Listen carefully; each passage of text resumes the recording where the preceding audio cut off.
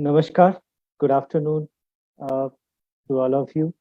Myself, Professor Ramesh Chandra Gaud, Dean Academics and Head Kalanidhi Division, Indira Gandhi National Center for the Arts, which is a body of Ministry of Culture, Government of India.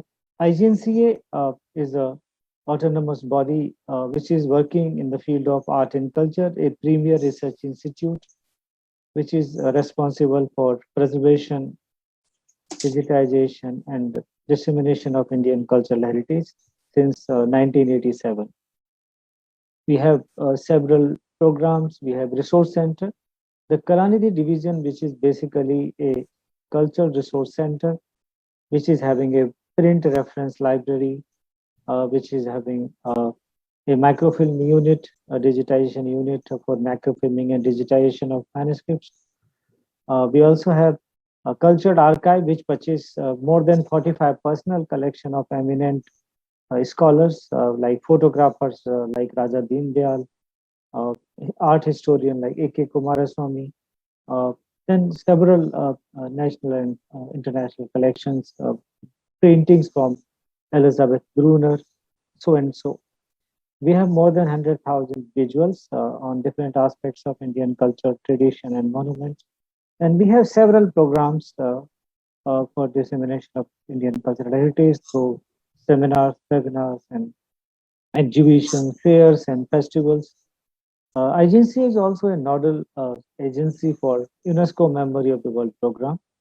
And now, very recently, I have been also nominated as a member of UNESCO Global Task Force for celebrating Decade of Indigenous Language. So, with the several important portfolios, IGNCA is very active in the field of art and culture. And keeping its objective in mind, we are celebrating this International Archives Week, uh, which is being celebrated all over the world from June 7 to June 11, which from 2009, when the first International Archives Day was celebrated on June 9th. So let me congratulate you on this occasion of International Archives Day. We have with us on this occasion none other than President of International Council of Archive, Mr. David Fricker, who is also a very eminent personality in the field of documentary heritage as a director of National Archive of Australia and also in UNESCO Memory of the World program. He plays significant role, and we are blessed today that he has agreed to deliver the keynote address. So, and we have very eminent speaker. I will just introduce each and everybody in few moments. So the purpose of celebrating this International Archive Week is to create an awareness amongst the uh, scholars, the archivist, the policymaker about the importance of archives, and also to create an awareness how digital technology is enhancing the experiences of these archives. And let me just have an honor of introducing all our speakers today. We have with us as a chief guest Professor Gauri Maholikar.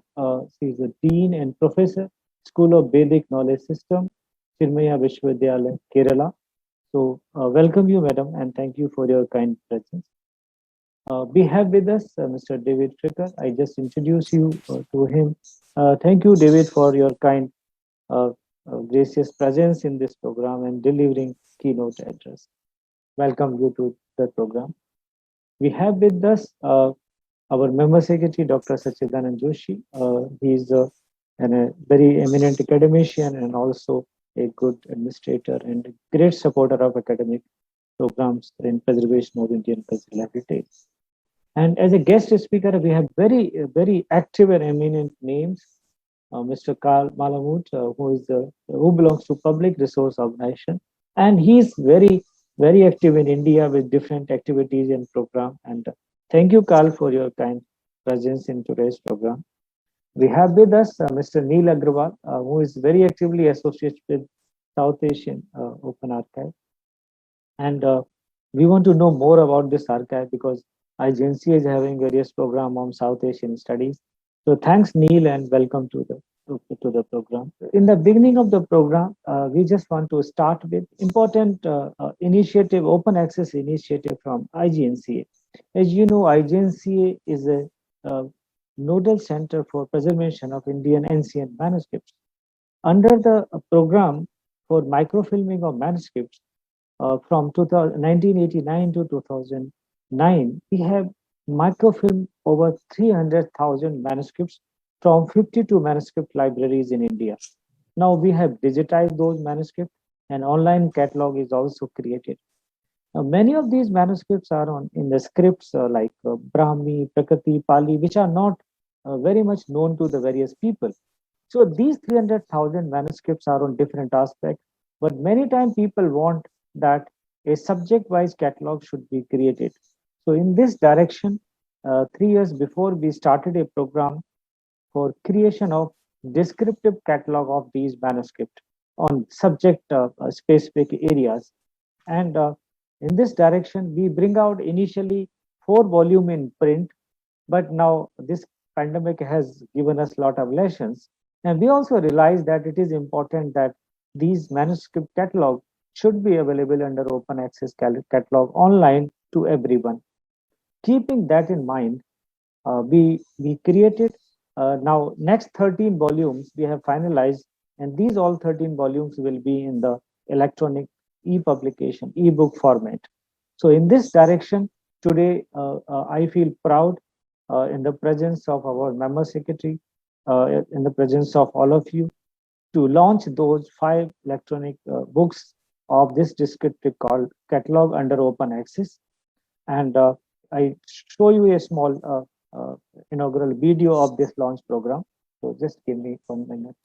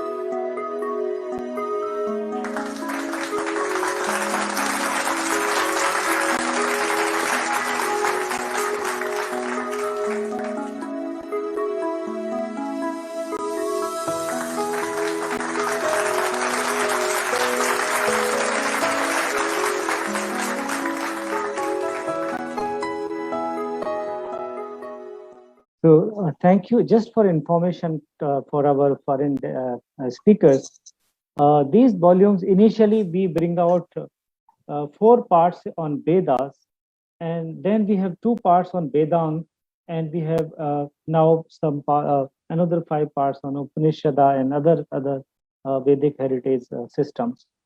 So now all these 9 volumes, we have also digitized those earlier 4 volumes, and all 9 volumes will be put under open access for wider dissemination of the worldwide research communities all over the world. Thank you. And another 8 volumes will be launched soon. These are also in the process. So with these this launch, now we move to our program ahead, and we would like to begin our program. Sir, on this launch, we would like to assure you that all the remaining volumes will also be launched very soon. And now we'll proceed further with the program.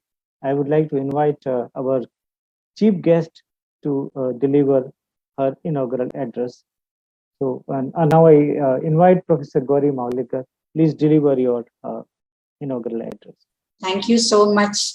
First of all, congratulations, hearty congratulations on the release of these 9 volumes, having an enormous treasure of knowledge, and which is open to all the world now. It's really my pleasure and honor to inaugurate this international webinar on open access to cultural heritage and online launch of the 5 e-volumes of the Descriptive Catalogue of Manuscripts at Kalanidhi Division, and especially this 9th June, which is regarded as the International Archive Day. I am really very thankful personally to Dr. Ramesh Ji, the Dean and Head of Kalanidhi, for inviting me here. One very exciting feature for me was one of the editors of these catalogs was Kirtikant Sharma Ji, who was invited by me for the Sharda manuscript while I was in Mumbai University. So I have very fond memories of Kirtikant Ji. So with this, congratulations to everybody who is involved in this enormous task. And now, because I have also done a little bit, not much, a little contribution, a squirrel's contribution, you can say, in the area of manuscripts or rock inscription or copper plates. So I would like to, talk something spatially about one copper plate. Before that, I would feel that, having these inscriptions, manuscripts, etc., though maybe on palm leaf or birch bark, etc., they are treasure of any nation.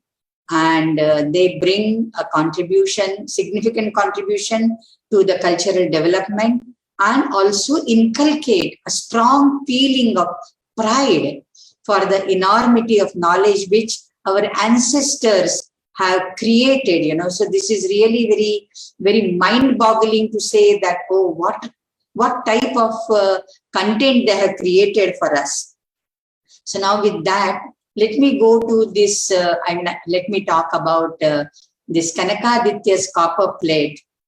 This is found in Kasheli, a very small village in Ratnagiri district in Maharashtra.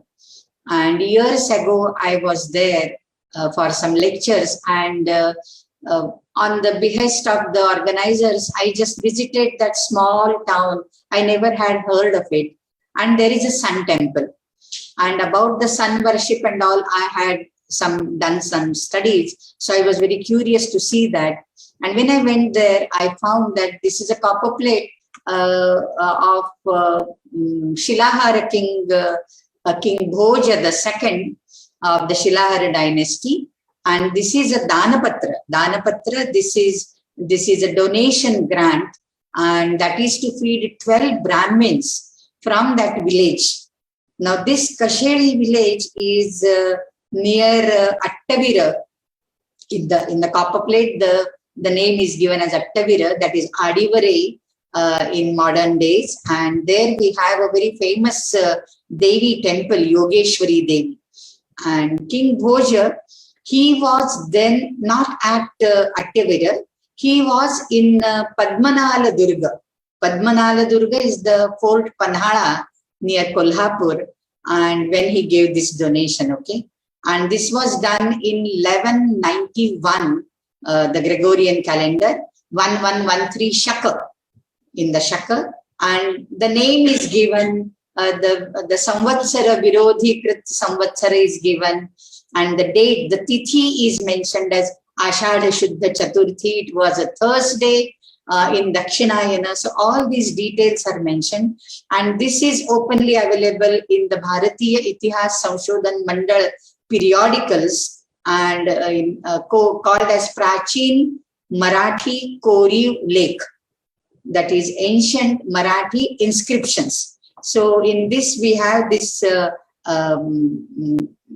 the information about this, and this was Govinda Bhatt Bhagavat. The name is also mentioned there. And even now it is very surprising to see that the lineage continues. The Bhagavat family still are there as the priests of this Surya Mandira, the sun temple, which is called Kanakaditya. Of course, there are many stories behind this Kanakaditya.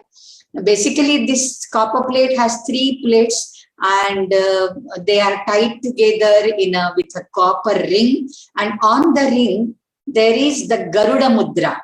There is a embossing of Garuda eagle, because which was the royal emblem of the Shilahara kings. And this is a very interesting thing, interesting copper plate. And they had this, written like a document in printed form. And I was instrumental in correcting that and maybe reconstructing some of the text which was missing. And therefore, I was, like little bit instrumental in having it open to the public in some way or the other. And the writing style also, it has mainly been influenced by the Modi script, which was very prevalent in the 10th to almost 16th, 18th century. Till 18th century, we were having Modi in Maharashtra.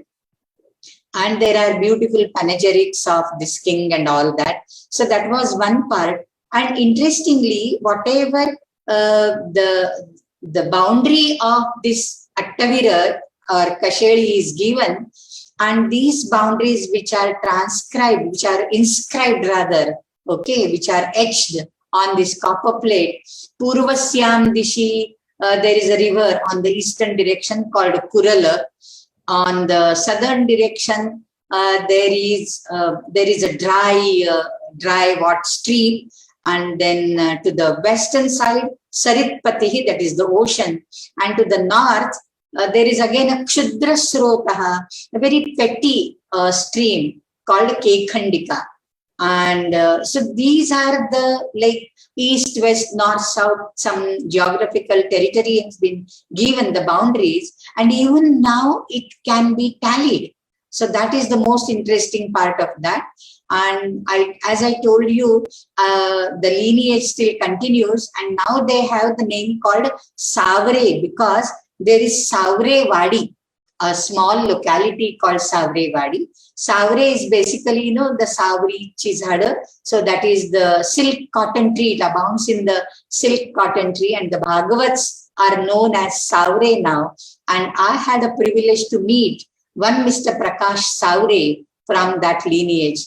And I got so many like things from him. So whenever we talk about, or whenever we study, and do research on some of these ancient manuscript, be it a manuscript, be it a copper plate or inscription or anything, we have to have into consideration or take into account the oral history, because that is quite helpful, I feel. And this was tallied to a great extent with the oral history.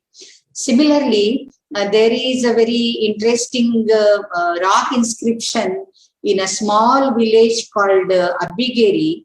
I am born in that village. It's a small village in Gadag, in the Harwad district in Karnataka.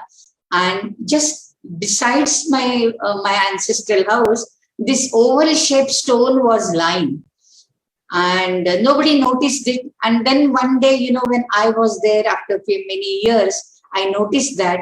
And interestingly, that can also be tallied with the king called Veera Pratapa, and again the story, the things, etc. So history, the basic history which you study in books, these could be supplemented and endorsed by such evidences, and which are like cultural, what you can say, benefit for us and cultural development, and we should feel proud of that.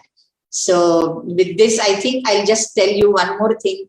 In Maharashtra, because I grew up in Maharashtra, in Nasik, one of the middle-aged medieval saint called Samartha Ramdas Swami, he was in Nashik near Takli, near Nashik, a village called Takli. And when he was 14 years of age, he had scribed the entire Ramayana. It is written as Ramena Ramadasena Likhitam Ramayanam. But interestingly, fortunately or unfortunately, the Ramayana which is written by him, it is still there in Dhule Vagdevata Mandir. Dhule, one of the places in central Maharashtra. It is still there, okay? And that Ramayana can't be tallied with either the Gita Press Gorakhpur Ramayana or the critical edition of Ramayana published from Baroda. So which Ramayana this 14-year-old boy had in front of him, from which he copied, unknown. It's not known to us. And recently, the organizers of that Samartha Vagdevata Mandir have published almost 3 volumes, the Balakanda, Ayodhya Kanda and Sundara Kanda. And I was fortunate in contributing to that because I translated the Sundara Kanda written by Ramdas Swami. And what beautiful handwriting he has, evenly, dark, black color. He himself describes how handwriting should be of a scribe. In Dasabodha, there is a Lekhana Samasa, how the handwriting should be. And his handwriting, I tell you, matches 100% to the theory which he proposed. So there are so many wonderful things, So working on manuscript is a joy forever. I can still cherish those beautiful memories. So with this, I think I close my speech because we are eager to listen to the great stalwarts here who have spent their lives in manuscript studies. So again, thank you for inviting me on this very auspicious and very remarkable occasion. Thank you so much. Hari Om. Thank you, Professor Gauri, for very interesting or very important anecdotes.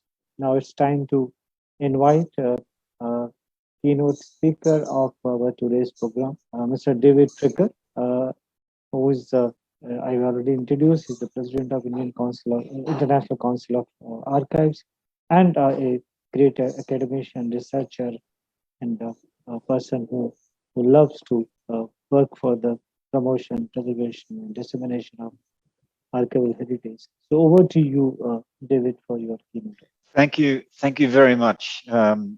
Ramesh Gawa. It is a great pleasure for me to be here. And first, can I acknowledge you, Dr. Gawa, as Dean of and Head of the Kala Nidhi Division for the Indira Gandhi National Centre for the Arts, and of course my colleague as a fellow member of the UNESCO International Advisory Committee, which gives UNESCO advice and guidance and leadership, especially for the management of the Memory of the World program, but really as a principal advisor on UNESCO's policies for documentary heritage in general, for the archives and libraries fields.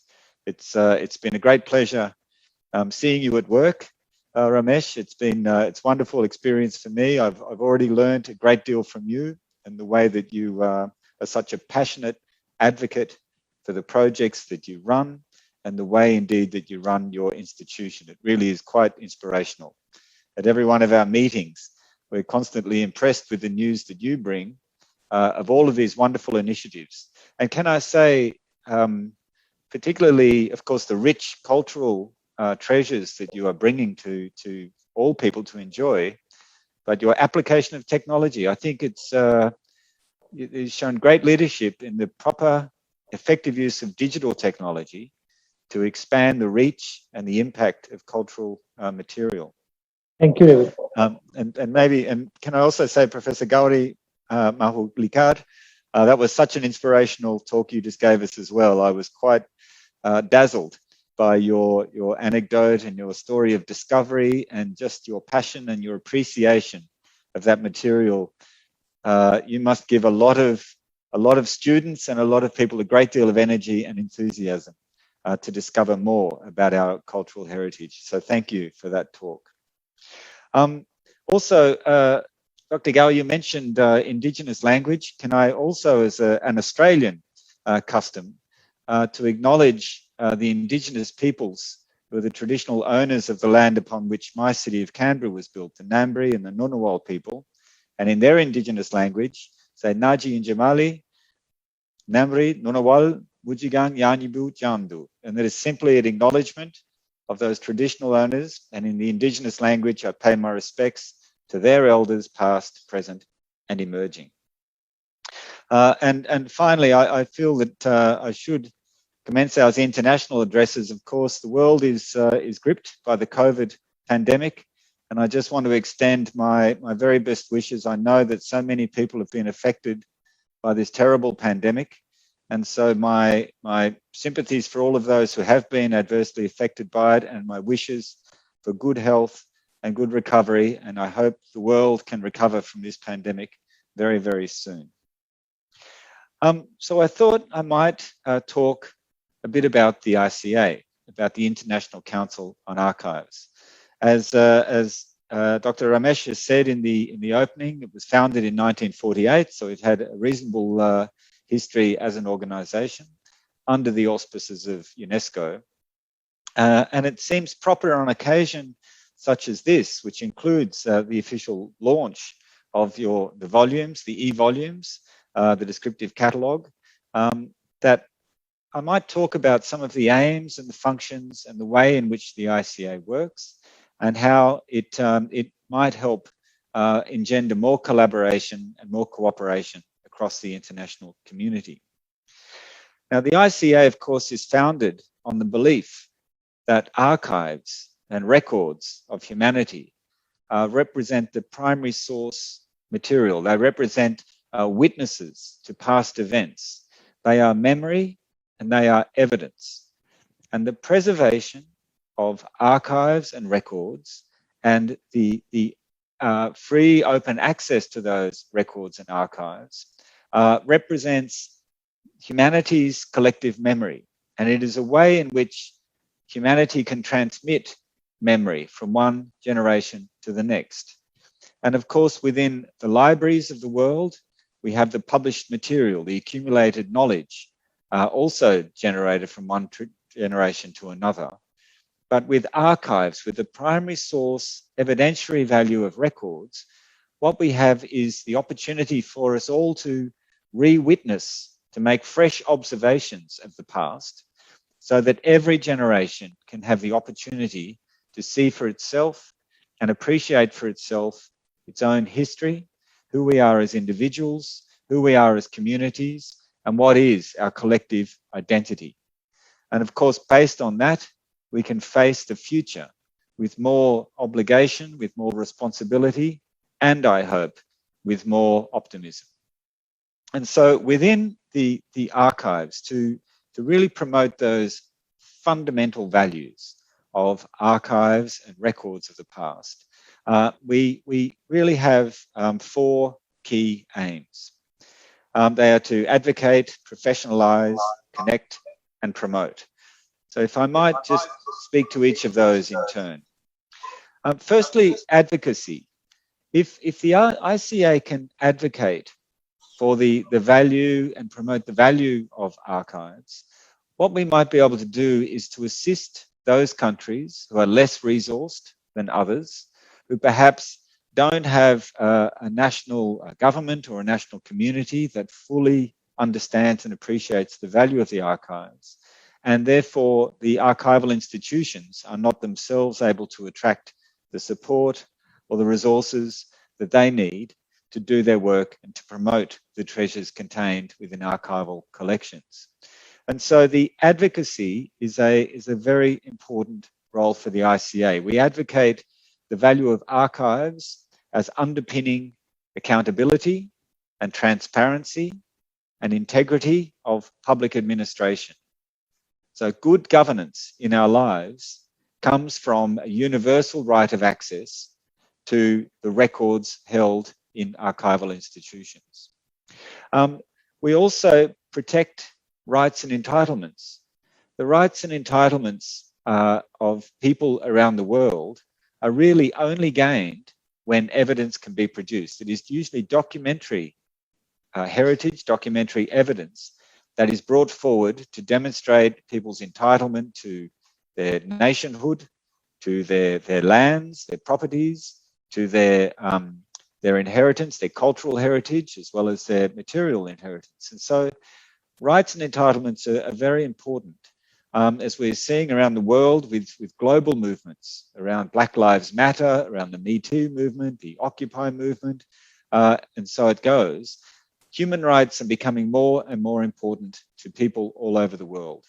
And that's why archives and archival resources are so vitally necessary to promote that. And then finally, of course, very relevant to today's session, archives represent the memory and the evidence of our past. They represent who we are, what is our heritage, the value of ourselves, the value of our communities, and our ancestry. And so I think as a cultural heritage is that a fundamental part of documentary heritage, the value of archives must be recognised and advocated for. So advocacy is a very important role for us. We do that through the production of position papers on certain events. If, for example, there's been a major devastation or loss with archival material through natural disasters, severe weather events. For example, recently current hurricanes in the Caribbean have caused devastation and loss to cultural material. So we produce statements on this. We recall that terrible fire of in the Museum of Brazil and how that museum was lost almost overnight in a blaze. So these are times when we should step up and remind humanity about the value of cultural heritage. The other thing we do is professionalize. And here what we are talking about is making sure that we are, as a profession around the world, sharing knowledge, expertise, giving ourselves space to meet, to share knowledge and expertise, to learn from one another, to give each other our own knowledge and experience, and build a stronger professional community around the world with a greater feeling of solidarity amongst us all. Now, this is very important, both in terms for maintaining the current levels of skills and professionalism, may I say, which is so exhibited so very preeminently by the Indira Gandhi National Centre for the Arts. I mean, I've visited your website and I can see the work that you do and the achievements that you've made. And I think as an exemplar of what professionalism looks like, I think you have it. I think you really do have it. You have the gold standard. But that's sadly not the case in every corner of the world. And so we need to bring some of those less resourced nations up to speed, to give them the opportunity to learn and perfect their professional skills. And the other thing which I think is very important is that we always must look to the future. We always must look to the next generation of professionals. And so the ICA runs a very successful program called the New Professionals Program, where we provide scholarships and bursaries and assistance to gather a group of new professionals of varying ages. Mostly are quite young, but some others are more mature, but they're coming into the profession, and give them the opportunity to accelerate their exposure to world's best thinking, knowledge, and also to make sure that we are embracing new ways of working, facing the new challenges ahead. And of course, the big challenge for us all is digital technology. So as we confront, and we're still at the very beginning of the digital age, you know, the information revolution has still only barely begun. We're probably in the first or second decade, really.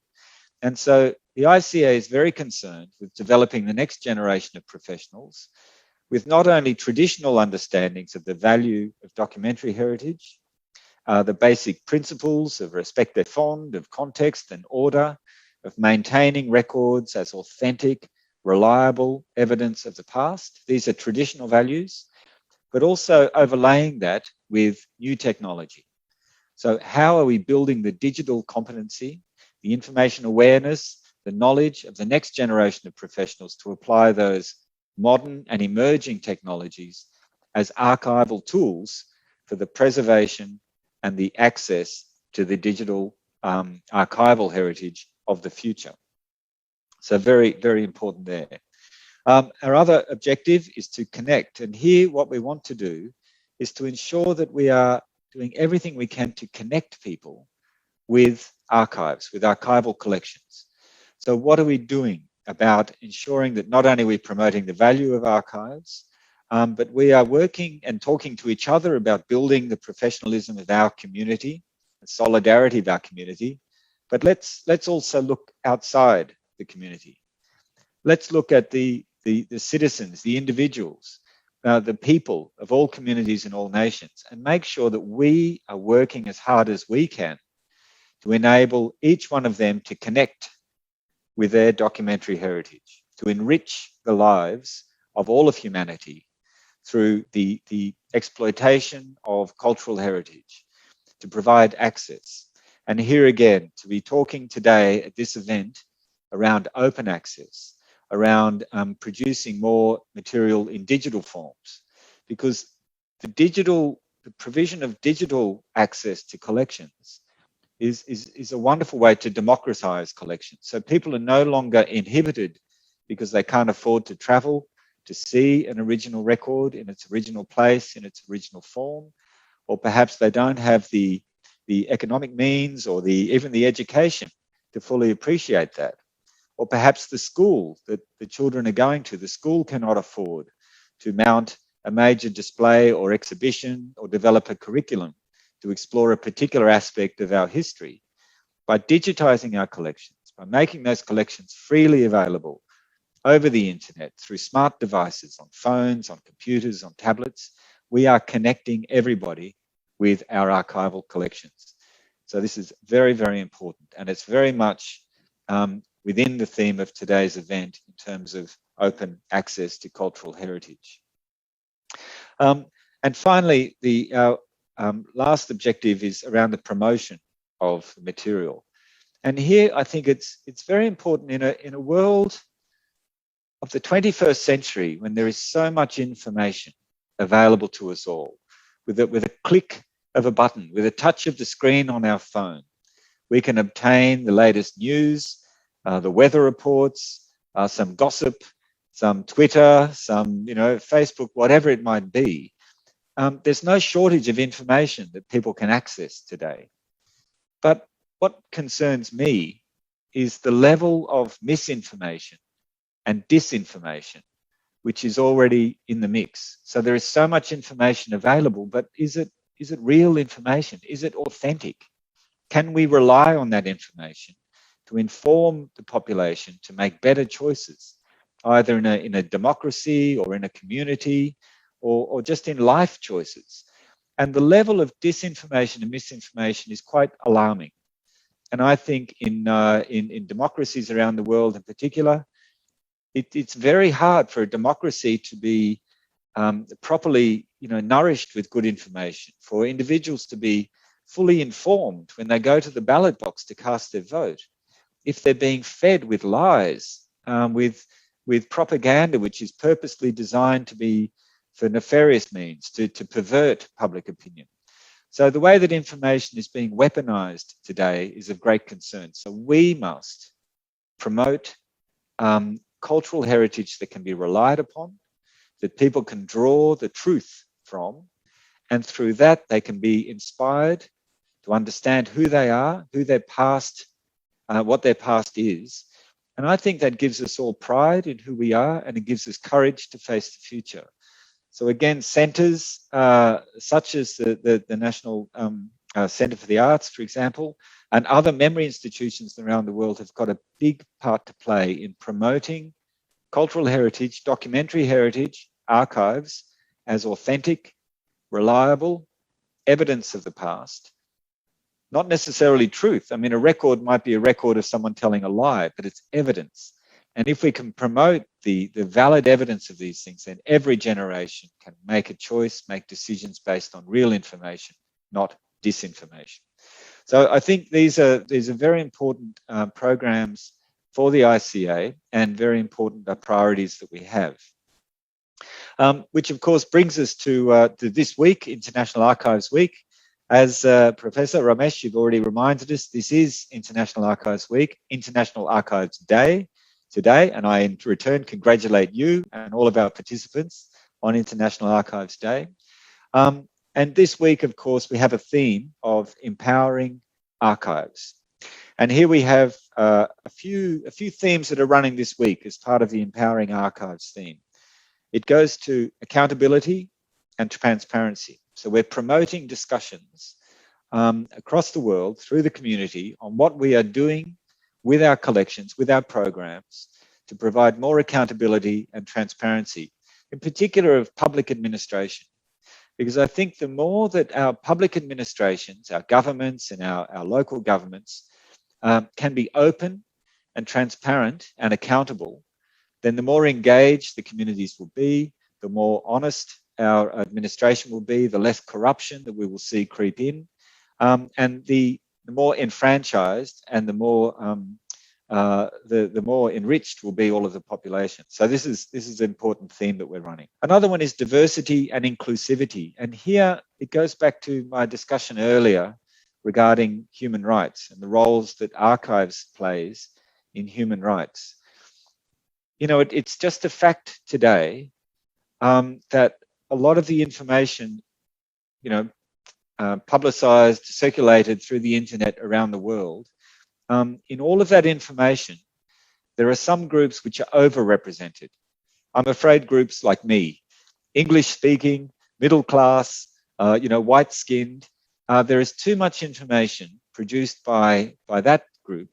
And there are too many other communities in the world which are being left behind. They're being underrepresented. They're being marginalized. And so the theme of inclusivity and diversity is where we do need to celebrate the fact that cultural heritage is for all people. Cultural heritage should empower everybody equally. And there should be no barriers in any of our institutions, no barriers in our programs, in our events, in the material that we publish, which leaves anybody out. We all of us have to work hard on making everything we do inclusive and to celebrate the diversity of our global population. The other theme this week is on collaboration and networking. And here again, you're doing it tonight. You know, this is such a good example of collaboration.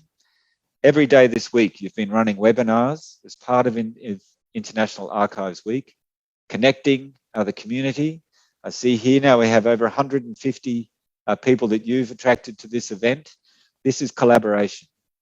Your work that you do at your center, Professor Ramesh, is also a form of collaboration where cultural heritage is not being selfishly protected and preserved for a few.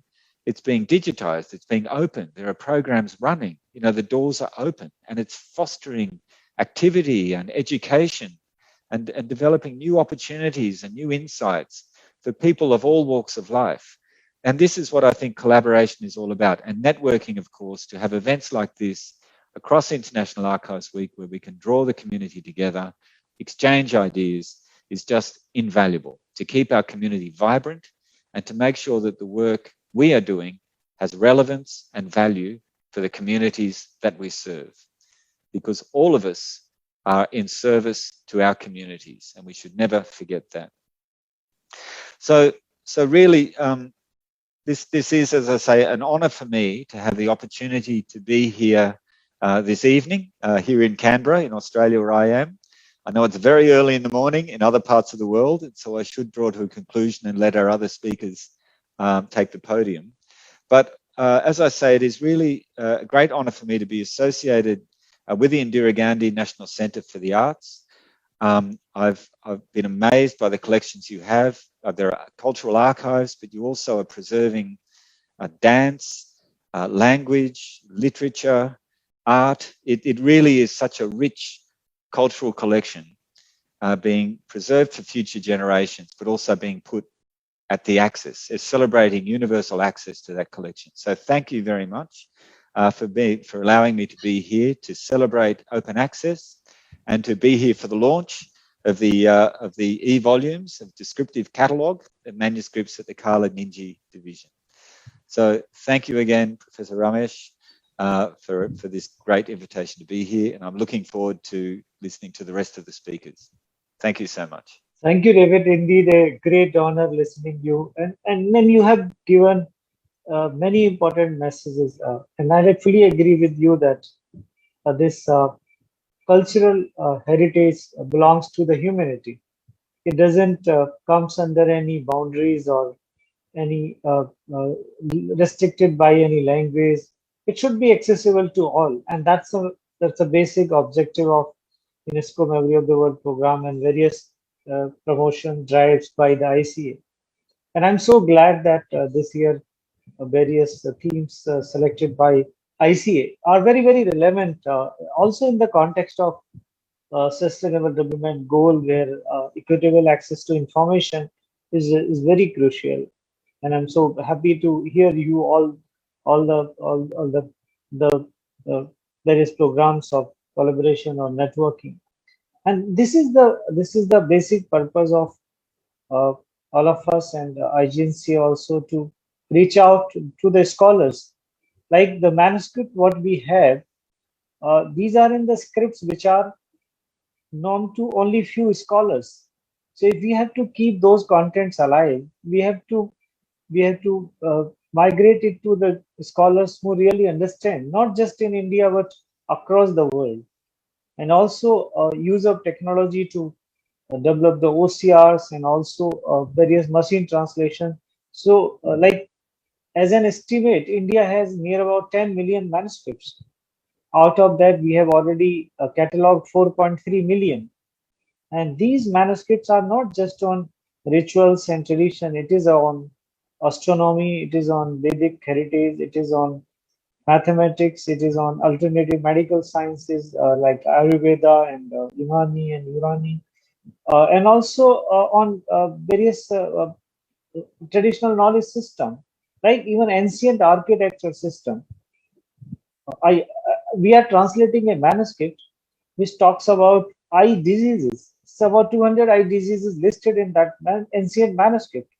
So I think the basic purpose of translation of these manuscripts is that maybe something for diseases these we are passing through pandemic. So may such disease may do exist in the ancient world also, and if we can find out some better treatment or some good alternative to the allopathic treatment.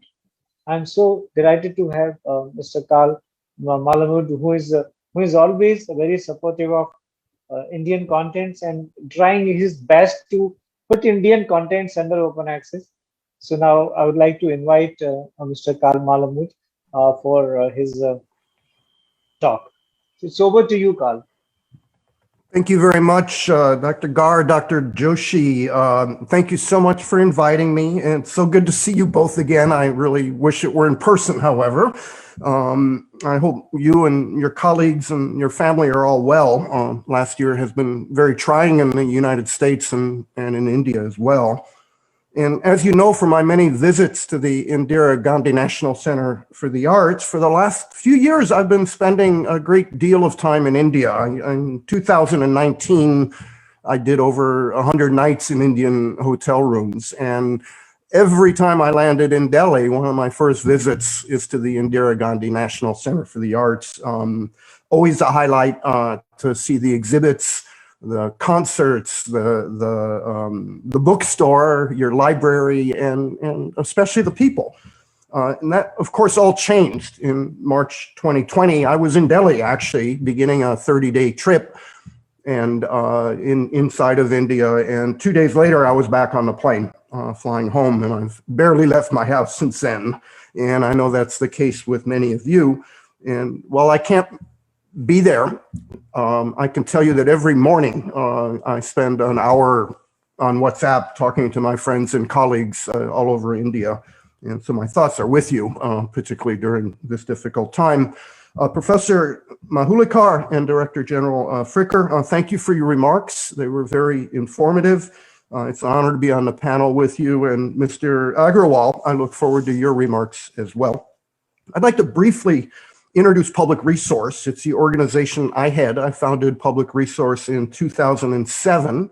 But my work running nonprofits that put information on the internet goes back almost 40 years at this point. In 1993, I started the Internet Multicasting Service. It was the first radio station on the internet. I invented podcasting. I don't consider it invention, although somebody came along later and got a patent on it, which we were able to beat back.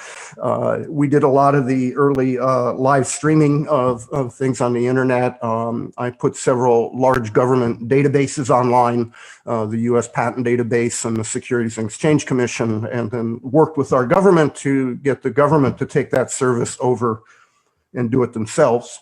Public Resource, as I said, started in 2007 with the aim of making substantial archives more broadly available. We're a registered public charity. We're supported by grants. We have many volunteers and many joint agreements with institutions throughout the world, such as the Indian Academy of Sciences, for example. We're best known for our work on edicts of government. Edicts of government are the proclamations of government that have the force of law, and legal materials that explain what the law is, acts of parliament, court opinions, government regulations. And you might think that the law has to be available in a democracy, right? Because the citizens own their government, but that has not been the case. And in particular, things like public safety codes have often been sold and have had copyright restrictions. In the US, we've made not only many of our public safety codes, building codes, fire codes available, but also the full compilations of state laws. And believe it or not, we were sued by the state of Georgia for having posted the laws of the state of Georgia. That went all the way to the US Supreme Court, and we won. And the principle that edicts of government belong to the people in a democracy was endorsed by the Supreme Court. We have a similar effort in India. We've posted since 2012 all 19,000 Indian standards. This service is widely used by Indian students, by many government workers throughout India, and many others that want to know what the public safety laws that govern safety of agriculture or the safety of building in typhoon-prone areas or fire safety and exits in hotels. Many millions of views have come in on these collections. And after the Bureau of Indian Standards objected, I instituted public interest litigation with two of my Indian co-petitioners, and that subject is now pending before the Honorable High Court of Delhi.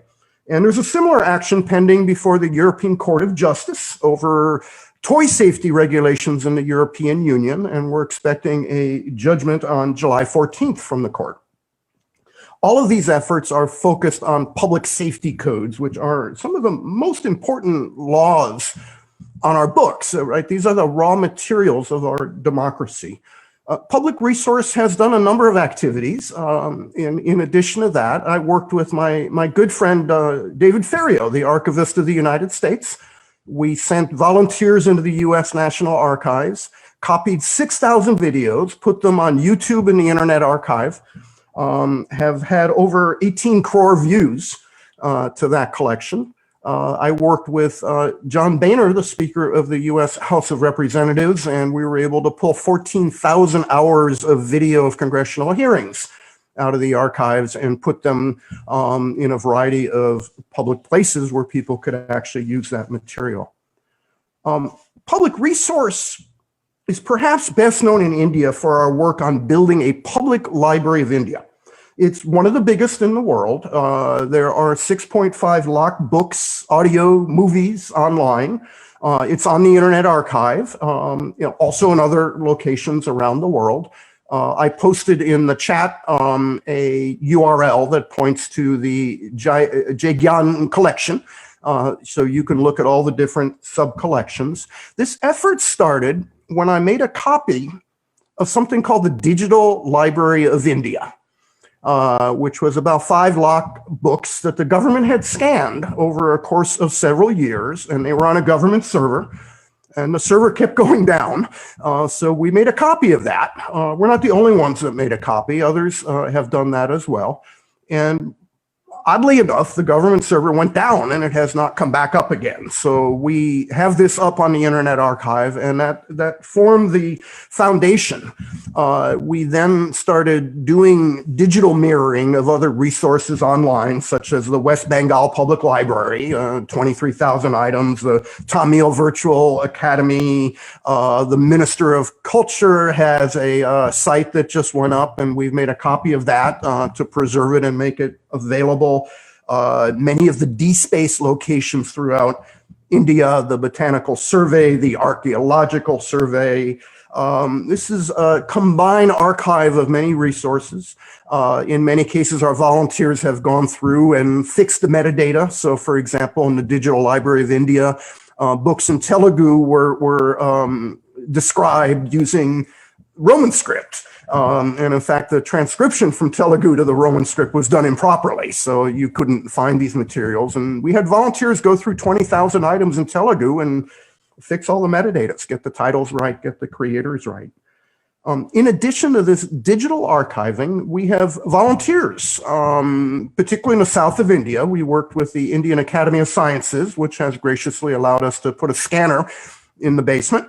And we have a group called the Servants of Knowledge, Hatip Gokale, and they have been digitizing materials in Kannada and Telugu and Sanskrit.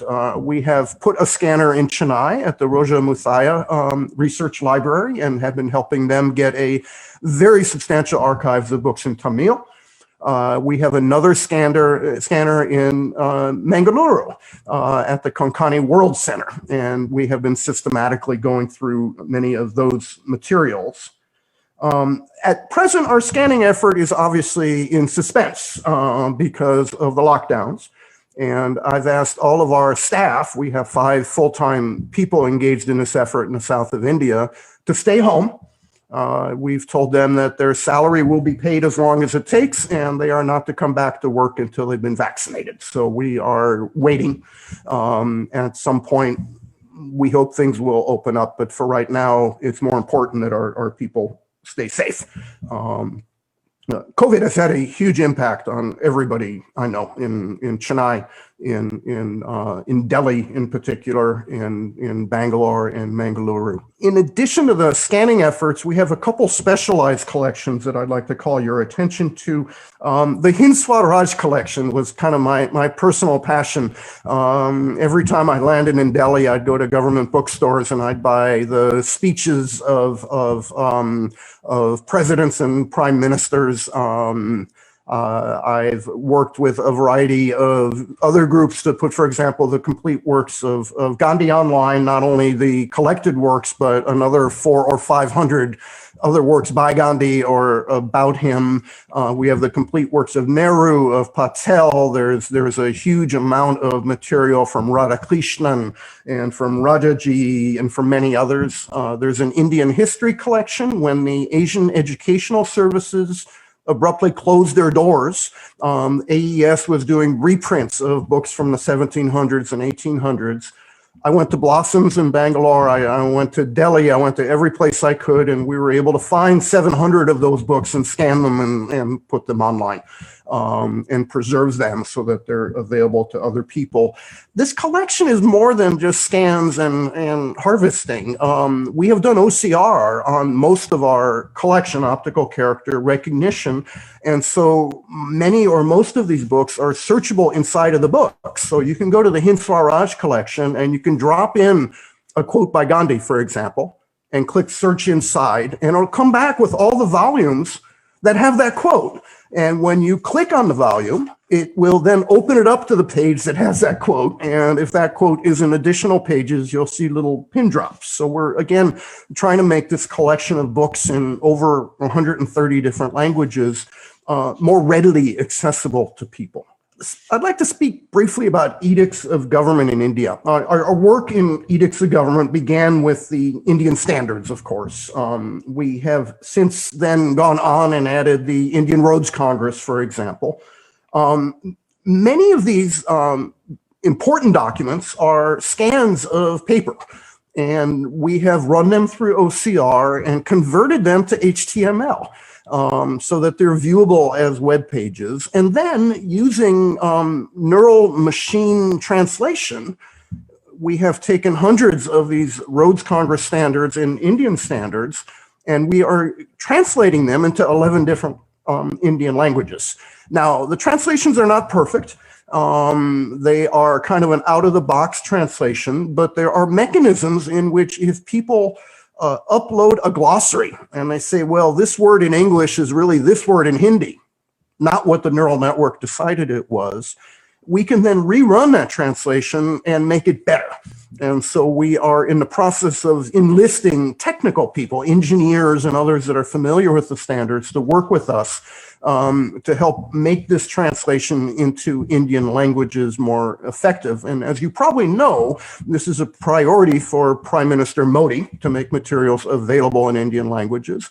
And Dr. Vijay, the principal scientific advisor to the Prime Minister, has also made that one of his priorities. So we were inspired by their efforts to attempt to do that. The other edict of government that we have made available in a different way are the official gazettes of India. There are official gazettes for the union government, for all the states, and for the union territories, and each one was in a separate silo. None of them were searchable. And so working with my colleague, Dr. Sushant Sinha at Indian Kanun, we have mirrored close to 6 lakh files of official gazettes from almost all the states and the union government, as well as historical gazettes going way back to Fort St. George, for example. All of those have been run through optical character recognition, including in the Indian languages. And so it's a searchable archive. And the lawyers in India and government officials and others that have to work with these official newspapers of government have been all over this archive. It's had millions and millions of views. I do want to talk about one subject.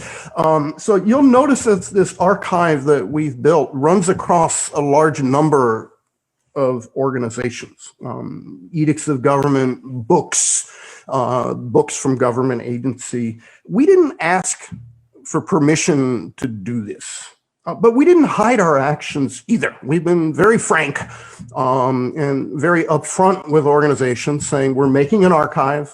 We make an archive for non-commercial purposes. We don't make any money off content and never have. In fact, Public Resource has a policy of not owning intellectual property. So if you want to take our logo, it's not trademarked, you can use it. Same thing with everything else we do. Copyright. It's something that is often misunderstood. Many people think a copyright means that you own intellectual property, but copyright means that you have a limited right to these materials that you've created, and that right is there for the purpose of disseminating knowledge and making the public domain better. And so even, for example, if you have copyright in a legal treatise, if a teacher wants to use that material in the course of instruction, the Indian Copyrights Act says that's an exception to copyright. Any teacher may do that. That's the Delhi University case, a very famous and beautiful opinion from the High Court of Delhi. There are a number of other such exceptions to copyright, including fair dealing, and many of those rights are founded in the Indian Constitution, where there's a fundamental right to education. There's a fundamental right to opportunity. These are enshrined in the fundamental rights in the preamble to the Indian Constitution. And so our archive is a non-commercial one. It is for the purpose of providing access to knowledge to people in India and throughout the world, to the millions of non-resident Indians who access these materials, to the many government workers, and particularly during this time of COVID when our schools and libraries are closed, making these materials available to the Indian people. So my point is that the building of archives and the preservation of knowledge has to be a global and cooperative enterprise. None of us can control this effort. The preservation of knowledge is, of course, one of our aims, but that cannot be done without embracing the dissemination of knowledge, the access to knowledge. As Dr. Gar so carefully put and eloquently put, if knowledge is only one place in one form, it will disappear. We've learned that with the huge disappearance of archives from Greece and Rome. And it was only when the monks in Ireland and other places started copying these materials that they were preserved. And the same thing has happened in India. It's the dissemination and copying of knowledge that makes our jobs possible. And I believe that universal access to knowledge is really one of the great promises of our time, and we can help make that promise real. So I will end my comments with that. Jai Hind, Jai Gyan, and thank you again so much for the invitation to be with you today. Thank you, Carl, for reminding us about many important initiatives. And I know personally that you have been contributing great in the conversion of important collections in digital form, and also making it accessible under open access, free. Your initiatives and efforts are remarkable, and I really acknowledge it and thank you for your wonderful works you have been doing since many years in India. I'm so happy that you pointed out many of your initiatives, which are not very much known to the people, even in India. And now Neil is here, and he will also be happy to note it down, all these important collections. And this can be very valuable for various research community and scholars, and also many other people. And as you mentioned about Digital Library of India and other initiatives, yes, there are a lot of bottlenecks which you come. I think you did it very smartly. I think we are still waiting for that issue to be resolved, but thanks to you, because of you, many things are still accessible from Internet Archive. So thank you very much, and thanks for your kind presence. Although having so early time, and your presence is really very encouraging to us in this important day, International Archives Day. Thank you. So now we'll move to our next speaker, Mr. Neil Agrawal, who heard a lot about you, Neil, but first time we are meeting virtually, and a lot of appreciation about your work. And also, I think once the South Asian Archive has become part of JSTOR, I have some idea, but not very much details. And even many of the people in India may not be knowing about. And that's why your talk is very important to know how it can be helpful to various scholars in India. The number of studies going on in South Asia, study programs, and also different initiatives. So thank you very much for joining, and now we look forward to hearing you. Over to you, Neil. Great. Thank you so much. Thank you, everyone. I'm going to share my screen. I hope you all can see this, my presentation today. Yes, Neil, Great. Go ahead. Thank you. It's such an honor and pleasure to be here today to speak with you. My name is Neil Agrawal. Greetings from Los Angeles, California. I want to wish you all a happy International Archives Day. I want to also give a special thanks to the Government of India, Ministry of Culture, as well as the Indira Gandhi National Center for the Arts for hosting this event. So today, I want to speak about the South Asia Open Archives. I'm really grateful to be here today to speak amongst such a great group of speakers and to present to you all today on South Asia Open Archives, also called SAOA, S-A-O-A. SAOA is a project that I've been involved with and managing over the past 5 years. And it's really grown immensely over that period.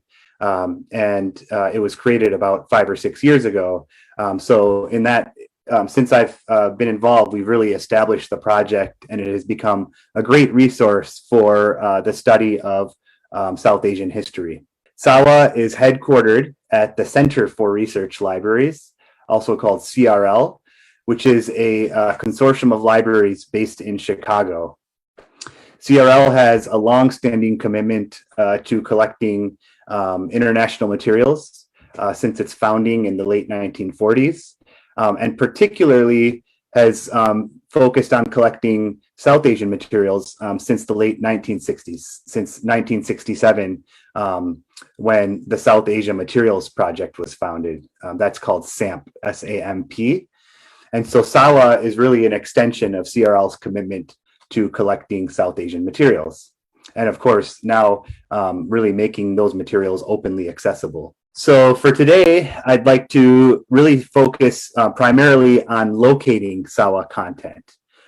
This may be a new resource for you, so I want to focus on different ways for you to access SAWA's openly available content.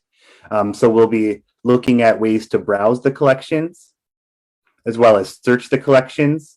And then I'd like to focus also on federated discovery, which is something that we're really excited about. This is a way for SAWA to link to collections hosted by our partner and member institutions. Then I'd like to spend a little bit of time speaking about SAWA and giving some background information, as well as some details about SAWA's unique governance structure and SAWA's membership. SAWA is a collective of libraries, of 26 libraries, and it's really those libraries that empower SAWA's collection development and long-term sustainability. And then finally, I'd like to say a few words about outreach, because I think it's so important for us to continue to build our reputation and to make connections in the field. So let's start off by taking a look at SAWA's landing page. This is the entry point into SAWA's collections, and it's available at saoa.crl.edu. So that's saoa.crl.edu. If you go to that URL, it'll take you to the SAWA landing page. And right away, you can see in the upper left-hand corner that SAWA's collections are hosted by JSTOR, which has such a great reputation in the field. SAWA is part of JSTOR's Community Collections Initiative, which is an open access initiative undertaken by JSTOR over the past few years. SAWA was the first collection in JSTOR's Community Collections Initiative. And so SAWA was really the prototype collection, which allowed JSTOR to continue to build its community collections. And now there are over 200 community collections across a variety of institutions. You'll also see on this homepage that you can search for SAWA materials in the search bar here, which I'll show you in a moment, as well as search for SAWA materials in the general JSTOR search. Some of you may be familiar with JSTOR through your work, and so SAWA materials show up alongside other JSTOR materials. Please note that the SAWA materials are open access, but if you find other JSTOR materials, they may be through subscription. So if you only want to search for SAWA's materials for SAWA's open access materials, you would search in the SAWA search bar here in the middle of the page. SAWA has nearly 26,000 items in its collection, comprising about 800,000 pages of content.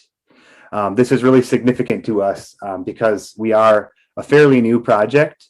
We launched in 2019, but over the past 5 years, SAWA has digitized over 1 million pages of content. And you can see here that almost 800,000 images have been uploaded to SAWA's collections.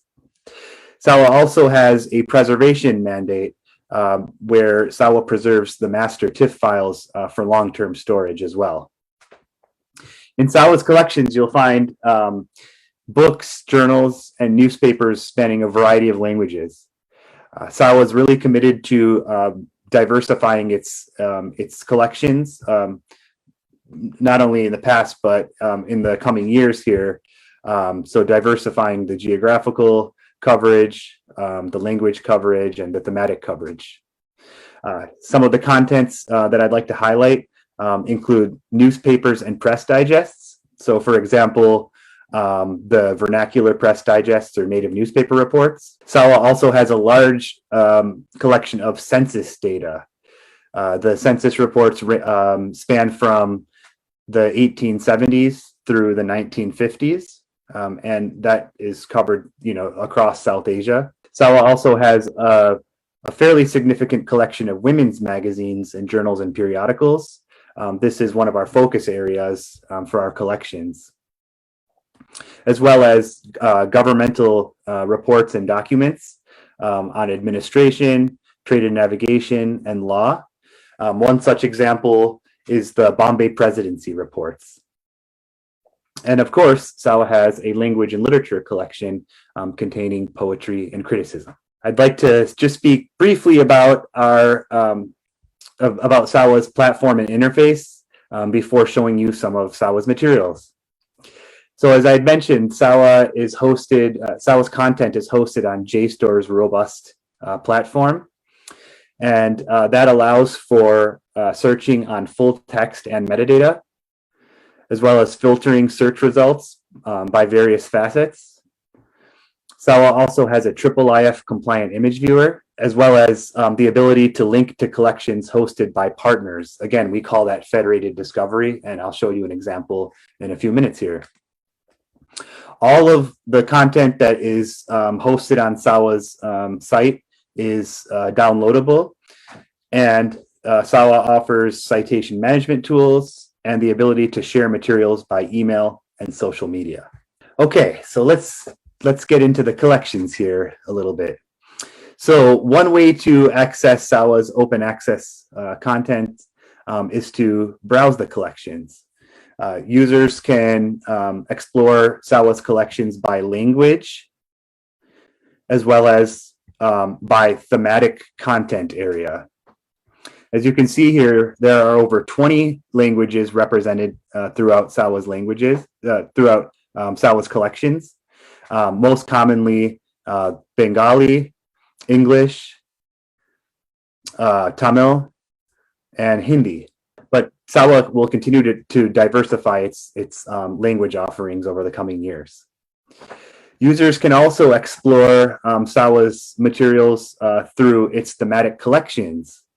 SAWA is a highly curated collection, and we have a working group that selects and prioritizes SAWA content. So SAWA's largest collection currently is in social, political, and economic history, which comprises over 20,000 items. And then there are growing collections in women and gender, language and literature, history of science, caste and social structure, and art history and music. So our goal over the coming years is to expand on these collections and diversify them. So let's actually take a look at one way to browse the collection, which is by language. So let's say you're interested in finding Tamil language materials. So you could click on Tamil here, and there are over 1,000 items, Tamil items in SAWA's collections. So you could scroll through these items, and please note here that you could also refine your results here by content type, by publication date, and by sub-collection. So you'll find a lot of different types of materials in Tamil throughout SAWA's collections. One item that I'd like to highlight is this women's magazine, this Tamil women's magazine from the early 1900s. You can see that the metadata is available on the left side of the screen, and all of SAWA's content is cataloged at the item level. So in this case, each issue in SAWA's collection is cataloged. Users can also download PDFs of SAWA content. You can save the content and you can share it as well. The image viewer offers the ability to zoom in and zoom out, as well as to have a full screen view of the content. Next, I'd like to show you another way to browse and locate SAWA content through browsing by collection. So one collection that SAWA has is the language and literature collection. So on the homepage, if you scroll down, you can click on language and literature, and then one feature of SAWA's interface is the ability to search within collections. So let's say you're interested in finding Marathi poetry. So you could go into the language and literature collection, and then you can do a search for poetry. Then you can even limit the results by language. So if you're looking for Marathi, then you can click on Marathi. And here is an example of an item. This is called Indira. This is provided by Emory University, which is one of SAWA's member institutions. This item is from the late 1800s. So those are ways to browse SAWA's collections. Now I'd like to speak about searching SAWA's collections, searching for content. So there's different use cases, of course. You may have an unknown title, or you may have a known title. So I'll show you an example of each. So let's start with an unknown title. Let's say you're interested in finding census reports or census data from the northeastern state of Assam. So in the SAWA search box, again, note that there's the JSTOR search box and there's the SAWA search box. In the SAWA search box, you could do a search for census reports Assam. By doing a search, it gives you a drop-down menu here where you can search on different fields or facets, like author, title, and description. But for this particular search, I just would like to do a very general search. So I'm using this just search for option, and then I press enter, and it gives me a variety of results that provide information on census data for Assam. You'll see here there's the census reports from 1921, 1931, and then from 1951 from Assam, Manipur, and Tripura. Now let's take a look at searching for a known title. So let's say you are interested in finding the Bengali Revolutionary journal, Yugantar, the periodical. So you could do a search for Yugantar, that's Jugantar, and by doing that, it gives you the option of doing a title search, the TI colon. So we're just going to do a search for Yugantar in the title field. So by doing that, it gives you a lot of results here. And I filtered my results by language to the Bengali materials. And so you can see that there are over 13,000 issues of Yugantar in SAWA's collections. Yugantar was sourced by another one of our members, the Center for the Study of Social Sciences, Calcutta, and that's one of our founding members. Now I'd like to briefly speak about federated discovery, which I mentioned earlier. SAWA is really excited about the opportunity to link out to collections. So not only digitizing material and hosting it on SAWA's platform, but also linking out to collections hosted elsewhere and increasing access to publicly available materials. So one such collection is called Dissidents and Activists in Sri Lanka, 1960s to 1990s, although there are some materials from the 2000s in this collection. This is a recent collaborative project between the American Institute for Sri Lankan Studies, AISLS, as well as SAWA and Princeton University, who hosts the materials, and University of Edinburgh. So this was an opportunity to digitize and bring together a collection of leftist pamphlets from leftist groups in the late 1900s in Sri Lanka. And those were digitized in Sri Lanka through the American Institute for Sri Lankan Studies. And Princeton hosts Princeton hosts these materials, and SAWA has ingested the metadata for these materials. So all the metadata is searchable through SAWA's interface, and SAWA links out to those items at Princeton. So you could scroll through these items and find the metadata. And then if you click on one of the items, it gives you a record. So this is the record for an item called The Plantations of Sri Lanka from 2000. On the left side here, you'll see there's the metadata. And if you scroll down, you'd find the full metadata.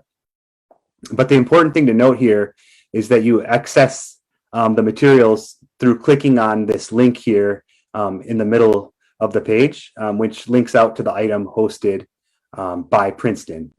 So here's the item where it lives at Princeton.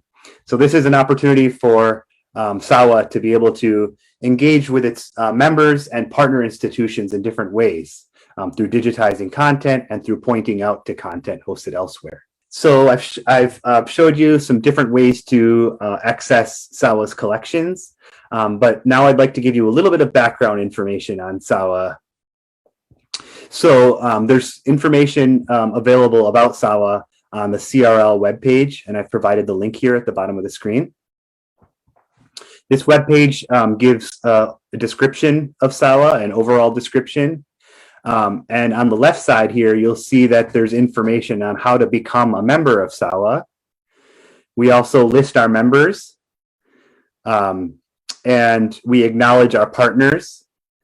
And then there's information on SAWA's governance, which is the executive board and working groups.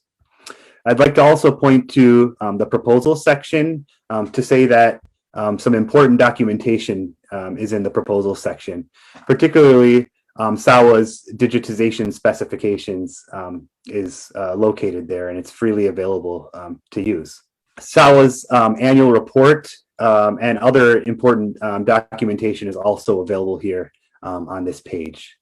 Okay, so I'd like to also speak a little bit about SAWA's community, because this is a collective of libraries who really empower this initiative. So SAWA currently has 26 member institutions based throughout the United States and South Asia. We have members in India, Pakistan, Nepal, and partners throughout South Asia. We have 26 member institutions.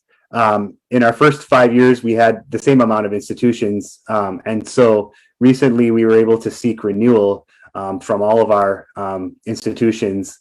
And really that speaks to the importance of SAWA, particularly during the pandemic.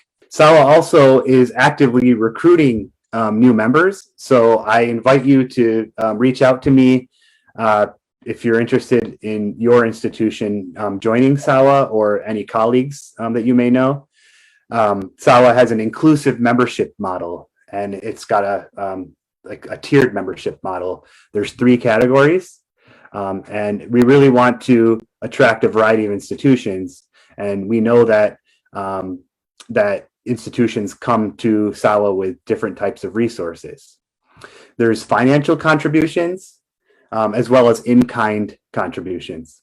By in-kind contributions, we mean that members can contribute digital content, as well as staff time, for example, for cataloging SAWA content. So I really encourage you to reach out to us to explore SAWA membership. But SAWA also has a variety of partners throughout the world.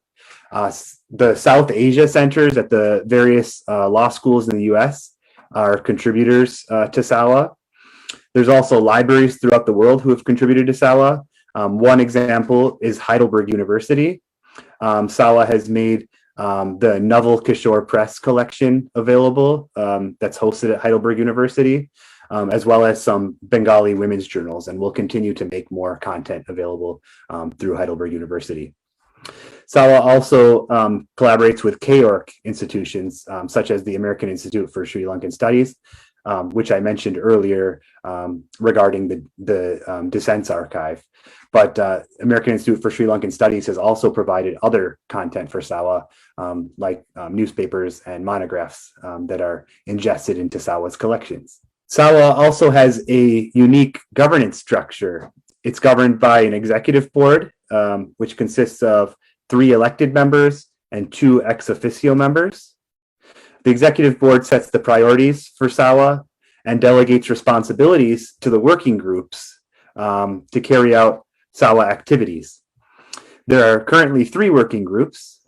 There's the Content Curation Working Group, which identifies, selects, and prioritizes content for including in SAWA's collections. There's the Infrastructure Working Group, which really works on some of the back-end issues, technology issues that SAWA faces, as well as issues relating to metadata and digitization specifications. And then there's the Funding Working Group, which is focused on the long-term sustainability of SAWA. The Funding Working Group is divided into 2 subgroups. One is on membership, which deals with recruitment and retention of SAWA members, and then the grant subgroup, which applies for grant funding. SAWA is also governed by its 5-year plan. As I had mentioned, we're now in the second 5 years of SAWA's existence, and this is FY21 through 25. And that 5-year plan is available on the SAWA CRL webpage.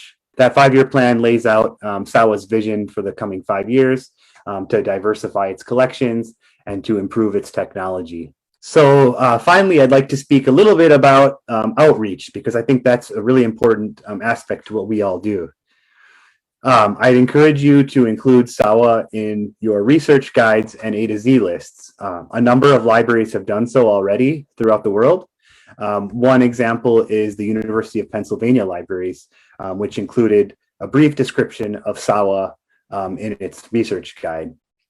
So please feel free to contact me if you have any questions about this, but we would really appreciate the opportunity to include information about SAWA in your research guides and A to Z lists, so that your users and colleagues can have another way of accessing SAWA's critical collections. And then I'd also encourage you to please follow SAWA on Facebook and Instagram.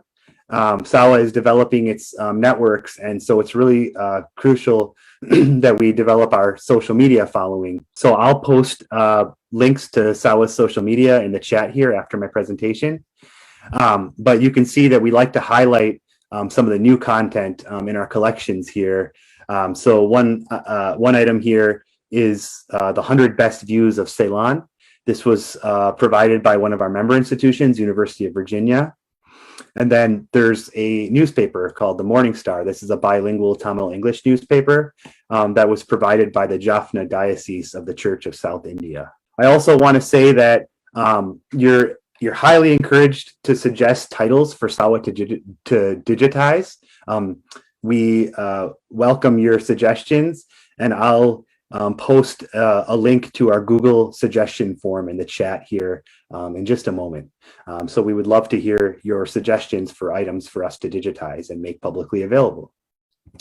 So with that, I'd like to thank you. It's been such an honor to be a part of this event today and to give you a little bit more information on SAWA. So I hope you found this informative.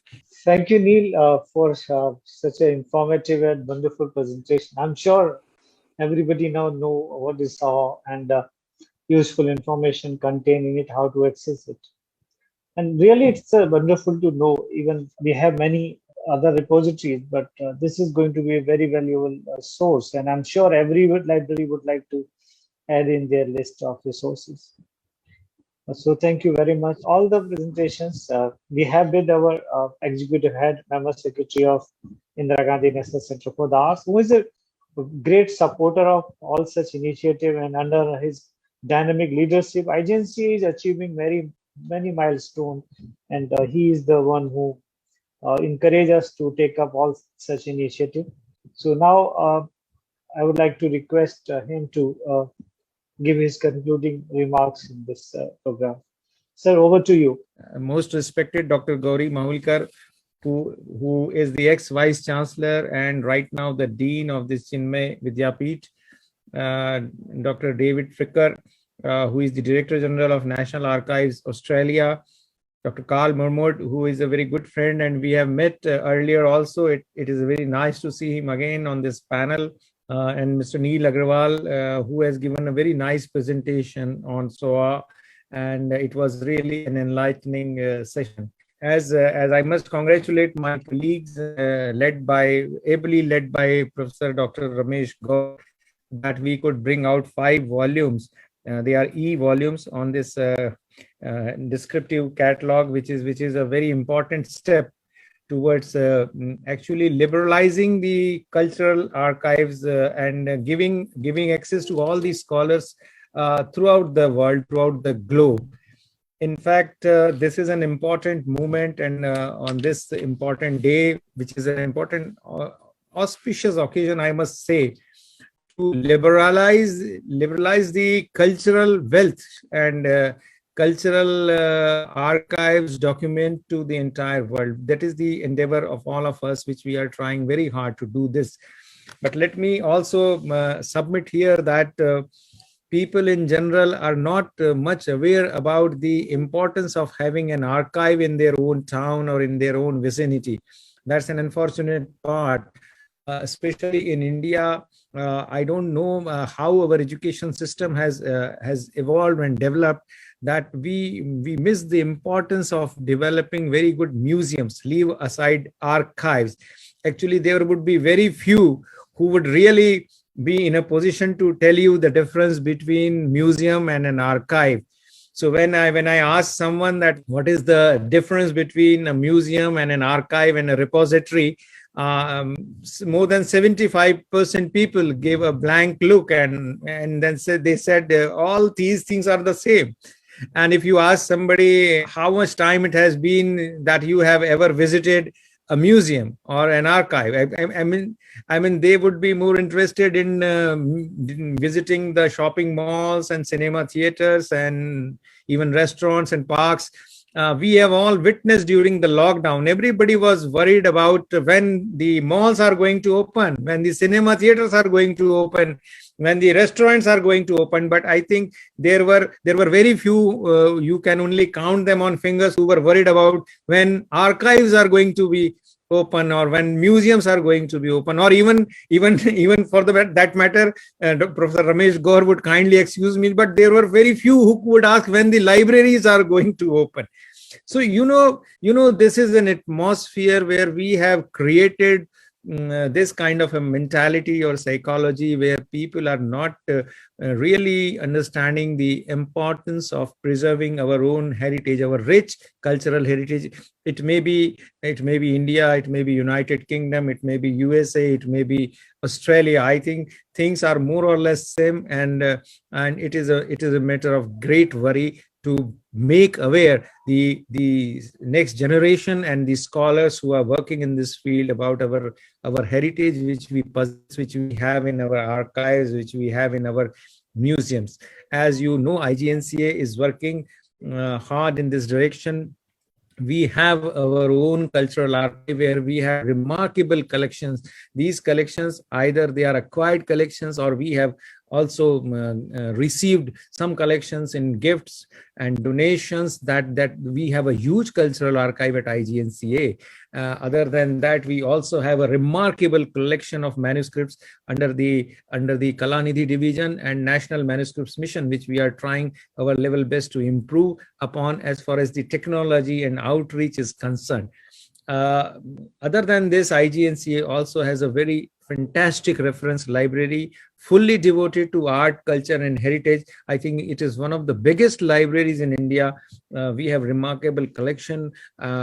Plus, we also have some acquired collection from eminent personalities, prominent persons, scholars, stalwarts. That is why the purpose of organizing this 5-day program to create awareness about our archives, create awareness about the archival studies, create awareness about the things which really take us forward to study our heritage is very important.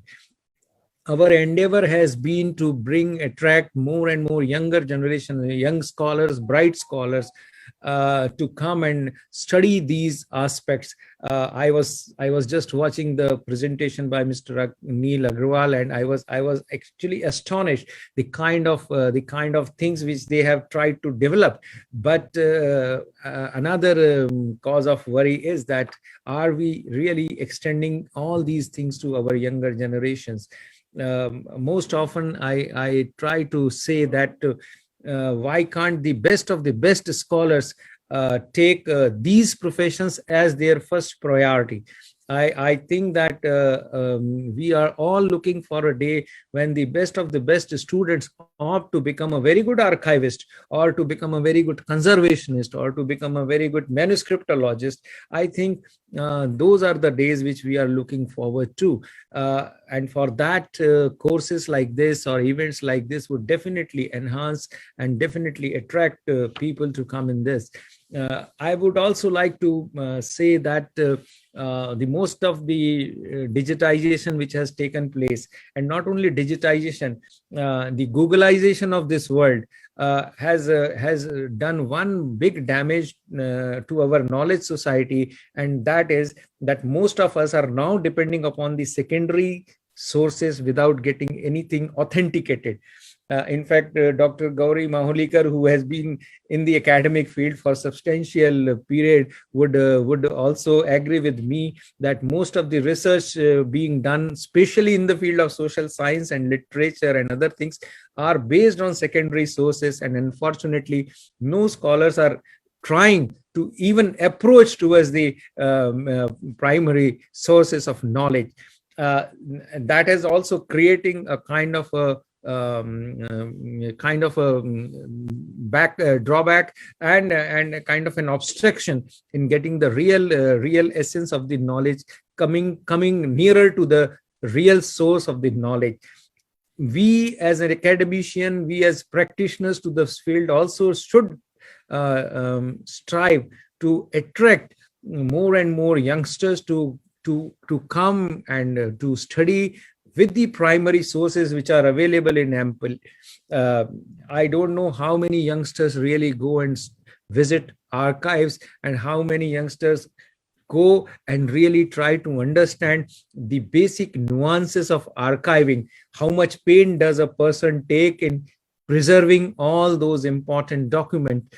Only this afternoon, I as a routine visit to my different sections, I went to our conservation lab, and I was just trying to see how my colleagues are trying their level best to preserve a document which is 180 years old, and trying to sort of just conserve it so that people after say another 20, 50, 30 years would be in a position to read that. But is enough sensitivity is generated among the youngsters is a cause of worry. So not only that we also become professionally competent and make our things more and more technologically advanced, but also we have to sort of because I as a more of a creative person, my lookout is totally emotional, and I always try to look at the emotional aspect of everything. Technology can bring you everything nearer to you. You can bring water nearer to a person, but you cannot compel the person to drink it. The person has to make effort to drink it. So I mean, that kind of an emotional ethos has to be generated among the youngsters, especially people who are thirsty of knowledge, and that thirst has to be created. And how that thirst would be created, I think that all the professionals like you, eminent professionals like you, would definitely be thinking of. IGNCA is trying to do whatever is possible within its limited resources. In last couple of years, maybe to be more precise, in last 4 years, we have started 9 postgraduate diploma programs especially devoted to these specialized fields, because we realized that we are not getting bright youngsters to come and do the job professionally in these fields. So may it be a digital archiving, may it be a technologically advanced cultural informatics system, may it be conservation, digital library management system. All these things we have started postgraduate diploma programs, and they were very well received. And to our surprise, not only youngsters, but professionals who were already working in this field also came and joined these courses. So that kind of efforts are needed, more and more efforts are needed.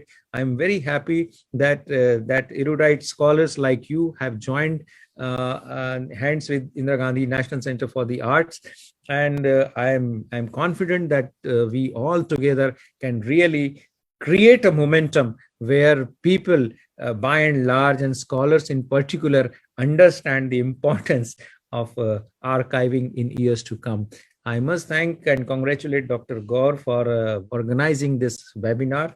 And I'm really overwhelmed to see the kind of panel and the level of discussion which took place. Thank you very much. Namaskar. Thank you, sir, for your wonderful, inspiring address. As usual, you are always motivating, and that's the reason IGNCA is going and achieving a lot of milestone under your leadership. So now coming to the end of the program, let me thanks everybody. First, I would like to express my sincere thanks, or I would like to congratulate our team of Kalanidhi Division for coming out with these volumes and launching, getting it done ready for launch today. Dr. Kirtikan Sharma, who is our scholar and looking after the editing along with me.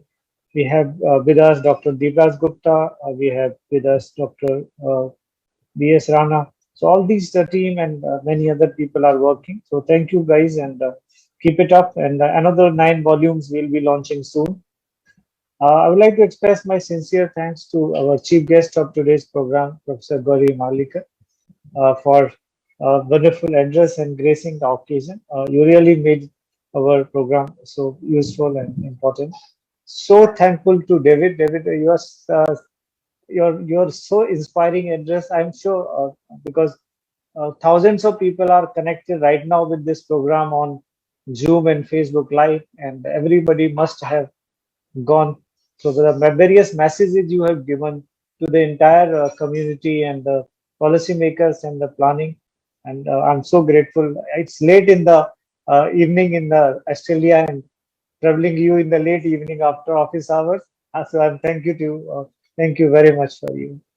And Carl, as usual, you were fantastic, and you are I consider you India as your second home, because I see your lot of commitment and devotion toward putting Indian contents online. And I think this is a wonderful talk you have given, and many things were known to me, but there are many things which new you have told me. And of course, Neil, thank you very much for introducing such valuable resources to all of us. And I'm very excited to discuss in our online meeting about our partnership. And I look forward to further working with you and Deepa and other colleagues in South Asian institutes and libraries in US. So with this, once again, I thanks Dr. Jasbir Singh for technical support, and all other team, our publication department, for all flyers and everything. And with this, I thank you all.